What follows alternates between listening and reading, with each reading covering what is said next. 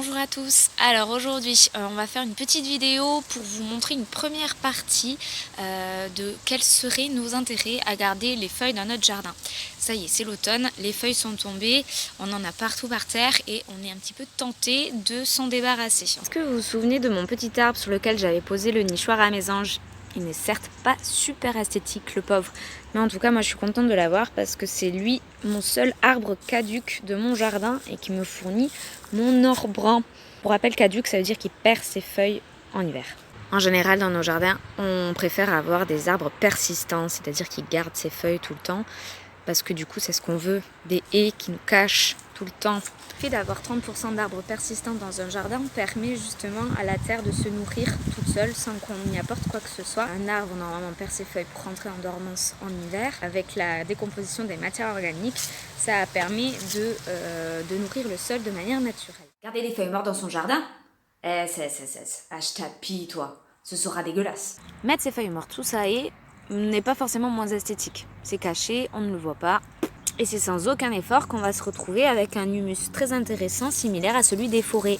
Je vous amène avec moi sous ma haie pour vous montrer un petit peu de plus près ce qu'on peut y trouver. Hop, bon, voilà, c'est vraiment toutes mes feuilles mortes, tous mes déchets verts, je les fourre entre mon muret et ma haie pour deux raisons. Non seulement ça m'évite d'aller à la déchetterie, économie de carburant et on est un petit peu plus en valeur avec notre esprit écolo en perma où on va limiter un maximum de déplacements. Deuxièmement, ça va servir de refuge à tout plein d'animaux. Qui dit humus dit décomposition et qui dit décomposition dit décomposeur. Sous des feuilles, on va trouver plein d'animaux grouillés. Donc là, on peut voir des petits insectes, genre mille-pattes, des petits escargots et plein de petits cloportes et des larves dont on ne sait pas trop celui-ci. Tous ces animaux sont essentiels dans la décomposition des matières organiques qu'on va mettre dans nos potagers, donc ils vont servir à enrichir notre sol de manière naturelle, mais en plus ils vont servir d'alimentation à beaucoup d'autres animaux, comme les oiseaux ou comme les hérissons. Tiens, en parlant d'hérissons, rappelez-vous de la petite cabane, je vous avais montré comment je l'avais faite. Je n'avais absolument rien rajouté dans la cabane. J'avais tout laissé vide, j'avais juste recouvert le dessus. Vous pouvez voir maintenant qu'il est rempli de mousse, de tonte et de feuilles.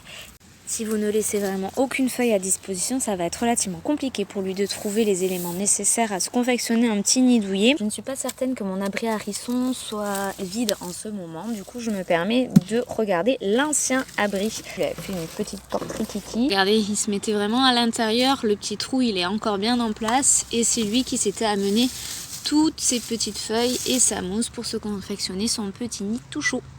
Rappelez-vous aussi que les feuilles sont riches en carbone. Les feuilles mortes sont riches en carbone.